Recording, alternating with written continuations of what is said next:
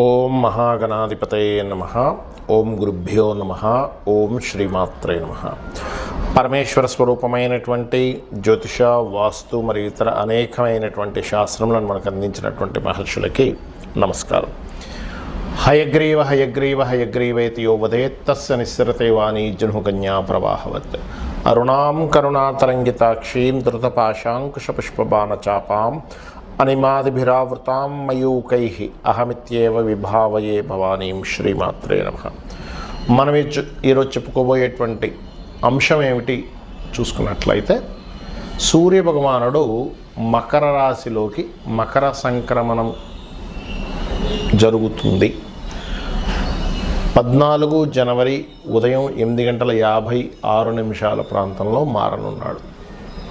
అయితే ఈ యొక్క మకర సంక్రమణంలో సూర్యభగవానుడు వెళ్ళేటప్పుడు ముఖ్యంగా ఆరోగ్య ప్రదాత మరియు పేరు ప్రఖ్యాతలు తెచ్చేటువంటి గ్రహము ఎంటర్ అయ్యేటప్పుడు ఈ సంచారం మూలంగా 12 లగ్నాల వారికి, లగ్నం తెలియని వారి రాశి వారికి ఏ విధమైనటువంటి మంచి ఫలితాలు రానున్నాయి, ఏ విషయాల పట్ల కించిత్ జాగ్రత్త వహించాలి, మరియు ఏ పరిహారం చేసుకోవాలి. ముఖ్యంగా మనకి సంక్రాంతి ఆ రోజు సంక్రమణం జరుగుతుంది కాబట్టి అందరూ కూడా వారి వారి యొక్క పితృదేవతలకి, తాతలకు, తండ్రులకి ఇట్లా ఉంటారు గతించిన వారు, వారికి స్వయం పాకం ఇస్తూ ఉంటారు. అందులో ప్రత్యేకంగా మీకున్నటువంటి సమస్య బట్టి ఎటువంటి పరిహారం, ఎటువంటి దానము చేసినట్లయితే ఆ సమస్య శాశ్వతంగా తొలగిపోతుంది అనేటువంటి విషయాలు మనం ఇప్పుడు తెలుసుకుందాం. ధనస్సు లగ్నము, ధనస్సు రాశి. మీకు ఈ విషయాలు చెప్తుంది నేనైనప్పటికీ కూడా చెప్పిస్తున్న సాక్షాత్ లలిత అమ్మవారిగా భావిస్తూ, మీ లగ్నం నుంచి 2వ స్థానంలో రవి యొక్క సంచారం జరుగుతుంది. జనవరి 14 నుంచి ఫిబ్రవరి 14 మధ్యలో. భాగ్యాధిపతి ఈ లగ్నానికి శుభుడే ధనస్థానంలో ఉన్నాడు. ఖచ్చితంగా ఫైనాన్షియల్ ఇంప్రూవ్మెంట్స్ ఇస్తాడు. అయితే ఇందులో ఏ రూపంలో ఇస్తాడు, ఏ రంగాల్లో ఉంటే ఇస్తాడంటే, క్రియేటివ్ రంగాలు, గవర్నమెంట్ కాంట్రాక్ట్స్, సంతానం మూలంగా, ఫ్రెండ్స్ మూలంగా, ఏదైనా ఒక చిన్న ఐడియా చేయడం మూలంగా మీకు ఫైనాన్షియల్ గ్రోత్ అనేటువంటిది సూర్యభగవానుడు భాగ్యాధిపతి ధనస్థానంలో ఉన్నాడు కాబట్టి ఆ యొక్క విషయాల్లో ఖచ్చితంగా ఇచ్చి తీరుతాడు. మరి ఇక్కడ ఒక గ్రహం మూవ్ అయ్యేటప్పుడు కొన్ని విషయాల్లో మంచిని, కొన్ని విషయాల్లో మిగతా గ్రహాల యొక్క కేవలం ఒక గ్రహం ఒక ఫలితం ఇస్తుందంటే ఆ ఒక్క సింగిల్ గ్రహం వల్ల ఇవ్వదు. ఎప్పుడు కూడా మిగతా గ్రహాలన్నీ ఎక్కడున్నాయనే దాని మీద ఇస్తూ ఉంటుంది.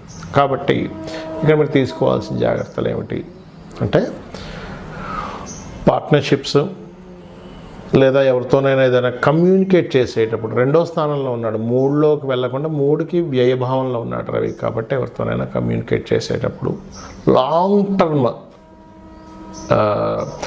ఏవైనా కొన్ని చూడండి, లాంగ్ టర్మ్గా మనం కొన్ని అగ్రిమెంట్స్ రాసుకుంటాం. ఒక 20 ఏళ్ళకి, 30 ఏళ్ళకి, 99 ఏళ్ళకి, సంవత్సరాలు కానీ అట్లాంటి అగ్రిమెంట్స్ రాసుకునేటప్పుడు మీకు అది ఎంతవరకు ఉపయోగపడుతుంది ఆ లాంగ్ టర్మ్ అగ్రిమెంట్. ఎందుకంటే అంతకాలం మీరు కట్టాల్సి వస్తుంది రెంట్స్ కంటిన్యూస్గా. కాబట్టి ఎంతవరకు పనిచేస్తుంది అనేటువంటిది ఒకటి తెలుసుకోండి. మరియు అదేవిధంగా ఉద్యోగ సంబంధించినటువంటి విషయంలో తొందరపాటు నిర్ణయాలు పనికిరావు. బికాజ్ మీకు ఇక్కడ భాగ్యాధిపతి ధనస్థానంలో ఉంటూ ఉద్యోగం కాదు, నేను ఇంకోటి ఏదో చేయాలి అంటే, చేస్తున్న ఉద్యోగం సడన్గా మానేసి ఇంకోటి చేయాలని ఆలోచన ఇస్తూ ఉంటాడు సూర్యభగవానుడు కదా. ఒకరి కింద పని చేయడం కంటే కూడా సొంతంగా చేసేసుకోవాలనే దాని మీద తీసుకెళ్తూ, ఎవరో పరిచయం అయ్యి వాళ్ళు ఏదో పార్ట్నర్షిప్ పెడదామనగానే వెంటనే ఈ జాబ్ వదిలేసి అటు వెళ్ళిపోవాలనే ఆలోచనలు ఇస్తూ ఉంటాడు. కావున మీరు అంచనా కరెక్ట్గా వేయడం, ప్లానింగ్గా వెళ్ళండి. ఇక మీకు ఎక్కడ ఇటువంటి ఇబ్బంది జరగకుండా ఉండాలి అంటే, పెసలు, బొబ్బర్లు, నువ్వులు, ఉలవలు ఈ 4 కూడా స్వయం పాకం ఇచ్చేటప్పుడు ఇవ్వండి. ఒకవేళ అంత స్తోమతలు ఏంటంటే మేము దానాలు ఇవ్వలేము అనుకునేటువంటి వారు బుధ, కేతు, శుక్ర, శని గ్రహాల దగ్గర దీపారాధన అయినా చేయండి. చాలామందికి జాతచక్రం ఉండదు, డేట్ ఆఫ్ బర్త్ ఉండదు, టైం ఉండదు, కానీ మేము ఏదో ఒకటి చేద్దాం అనుకుంటున్నాము. మరి పర్టికులర్గా తీసుకోవాల్సిన జాగ్రత్తలు కానీ ఏం తీసుకోవాలి అంటే, సహజ జాతక చక్రం అంటారంటే, మీకు అందరూ కూడా ఇప్పుడుండేటువంటి రవి సంక్రమణం దేని మీద ఎఫెక్ట్ ఎక్కువ చూపిస్తుంది, మకర రాశిలో దశమ కేంద్రంలో ఉన్నప్పుడు అందరూ జాతకం ఉన్నా లేకపోయినా ముఖ్యంగా తీసుకోవాల్సిన జాగ్రత్త అగ్రిమెంట్స్ ఒకటి, వివాహ సంబంధించిన విషయాలు ఒకటి, లాభ అంచనాలు వేసేటువంటి విషయంలో పర్ఫెక్ట్గా తీసుకునే జాగ్రత్తలు తీసుకోవాలి ఒకటి. అలాగే మరి జాతచక్రం లేదండి నేనేం దానం ఇవ్వాలి, ప్రతి ఒక్కరు ఇవ్వాల్సిన దానం ఏమిటి అంటే మీ సమస్య బట్టి ఉంటుంది స్వయం పాకంతో ఇవ్వడం అనేది. ఇప్పుడు ఉదాహరణకి ఎప్పటి నుంచో ప్రమోషన్ కోసం ఎదురు చూస్తున్నారు కానీ అవ్వటం లేదు, ఎప్పుడు ఏదో ఒక ఆఫీస్లో లేనట్లయితే కొంతమందికి చూడండి ఎంత పర్ఫెక్ట్గా జాబ్ చేస్తున్నా బాస్తో ఇబ్బంది ఉంటుంది. ఎందుకంటే మీ పక్కన ఉండేటువంటి వారు మిస్కమ్యూనికేట్ చేస్తుంటారు బాస్కి. మీరు బాగా వర్క్ చేస్తున్నా కూడా ఏమంటే అతను పెద్దగా వర్క్ చేయట్లేదు, ఆయన తీసేయడం బెస్ట్, అలాగా ఇలాగా. ఎందుకంటే వాళ్ళకేదో సంథింగ్ మీ మీద సమ్ జలస్ ఉంటూ ఉంటుంది.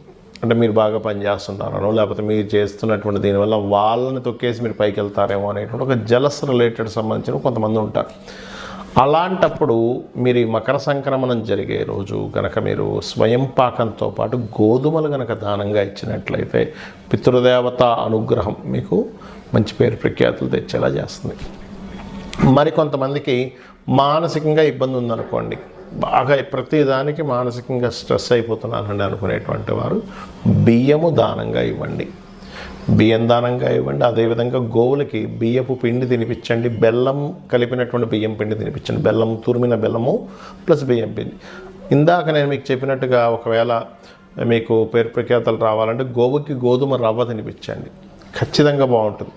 అయితే ఇది ఈ రోజు ఆ రోజు అని కాదు, మకర సంక్రమణం జరిగే రోజు తినిపిస్తే చాలా మంచి ఫలితాలు వస్తాయి. మరి అదేవిధంగా మరి కొంతమందికి లైఫ్ అంతా కూడా ఏదో గొడవలు జరుగుతూనే ఉంటాయి. మీరు గమనించండి, అంటే చిన్నప్పటి నుంచి ఇంట్లో వాళ్ళతోనో లేకపోతే వివాహం అయిన తర్వాత వివాహ జీవిత భాగస్వామితోనో ఆఫీస్లోనో లేకపోతే రోడ్డు మీద వెళ్తుంటే కూడా ఏదో ఒక గొడవ. ఎందుకు అలా జరుగుతుంది అంటే వాళ్ళ పర్సనల్ చార్ట్లో మార్స్ పాడైపోయి ఉంటాడు. కుజుడు కనుక పాపగ్రహ సంబంధాలు పడ్డాయనుకోండి గొడవలకు కారకుడు కదా, లీడర్షిప్కి కారకుడు కదా. అంటే అనవసరంగా పిచ్చి పిచ్చివన్నీ గొడవలు జరుగుతుంటాయి. అలాంటి వారు కందులు దానంగా ఇవ్వాలి. కందులు దానంగా ఇవ్వడం, గోవులకు క్యారెట్స్ తినిపించండి మకర సంక్రమణం రోజు ఖచ్చితంగా. దీనివల్ల ఏం జరుగుతుందంటే మీకు కలగబోయే యాక్సిడెంట్ యోగాలు కూడా తప్పిపోతాయి. అదేవిధంగా మరి కొంతమందికి వ్యాపారం పెడుతూ ఉంటారు కానీ ఆ వ్యాపారం అభివృద్ధిలోకి రాదు, ఎంతో కష్టపడుతుంటారు. ఏమిటి ఎక్కడ లోపం జరుగుతుందో కూడా అర్థం కాదు. అడ్వర్టైజ్మెంట్ చేపిస్తారు, అదేవిధంగా నలుగురికి తెలిసేలా చేస్తారు, ప్రోడక్ట్ కూడా బాగుంటుంది కానీ ఎక్కడో ప్రాబ్లం వస్తుంది. దానికి కారణం ఏమిటంటే బుధగ్రహం ఎక్కడో పాడైంది మీ జన్మజాతకంలో, అంటే పాపకత్తిరిలో ఉండడమో నీచ స్థానంలో ఉండడమో జరిగింది. అలాంటప్పుడు ఈ యొక్క పితృదేవతలకి మకర సంక్రమణం జరిగే రోజు ఇచ్చేటప్పుడు పెసలు కూడా దానంగా ఇవ్వండి. అదేవిధంగా గోవుకి ఆకుకూరలు అంటే ముఖ్యంగా అందులో గోంగూర తినిపించండి. మరి గురుబలం పెరగాలండి అంటుంటారు, అన్నిటికీ గురుబలమే ప్రధానం కదా. శనగలు, పసుపు రంగు వస్త్రము, స్వయం పాకంతో పాటు గోవుకి అరటికాయలు తినిపించండి. వివాహం అవ్వట్లేదండి, వివాహ సంబంధించిన విషయంలో చాలా ఇబ్బంది పడుతున్నాం, లేదా అసలు ఫైనాన్సే చాలా ఇబ్బంది అవుతుంది అనుకునేటువంటి వారు ఫైనాన్స్కైనా వివాహానికైనా ఒకటే. ఏమిటది అంటే గ్రాసము మరియు అదేవిధంగా తీపి చపాతీలు, ఒక 3 చపాతీలు నూనె వేయకుండా కాల్చినటువంటి చపాతీలు తీసుకొని దానికి తేనెను పూసి చిన్న చిన్న ముక్కలు చేసి గోవుకు తినిపించేసేయండి. చక్కగా దానివల్ల ఏమవుతుందంటే సంబంధాలు ఏమైనా ఆగిపోయినవి కాస్త ముందు కదలడం కానీ, వివాహ సంబంధించిన విషయాలు చాలామంది లేట్ అయిపోతుంది, ఇటువంటివన్నీ క్లియర్ అవుతాయి. ప్రతిదీ ఆలస్యం అవుతుంది, రోగబారిన పడుతున్నారు. ఇంట్లో కొంతమంది చూడండి, ఇంట్లో ప్రతిసారి ఏదో ఒక రోగంతో ఇబ్బంది పడుతూనే ఉంటారు. తండ్రికి తగ్గిపోతే తల్లికి, తల్లికి తగ్గిపోతే అక్కకి, చెల్లికి, అన్నకి, తమ్ముడు, ఎవరికో ఒకరికి, ఇంట్లో ఉండే రిలేషన్స్కి ఎవరికో ఒకరికి ఏదో ఒక హెల్త్ ఇష్యూస్ వస్తుంటాయి. దానికి కారణం ఏమిటంటే గృహ సంబంధంగా కొన్ని దోషాలు ఉంటాయి. వాస్తుపరంగా వాయువ్యం కానీ ఉత్తర ఈశాన్యం కానీ పాడైంది అనుకుంటే మీ జన్మజాతకంలో రోగకారకుడు మరియు శని కలిసి ఉంటాడు. అలాంటప్పుడు దీర్ఘ వ్యాధులు అంటే ఒక రోజులో ఒక పట్టాన పోవు, అవి అలాంటివి ఇబ్బంది పెడుతుంటాయి. అలాంటి వారు నువ్వులు లేదా మీకు దగ్గరలో ఆలయంలో ఉన్నట్లయితే శివాలయంలో అక్కడ నూనెని దానంగా ఇవ్వండి.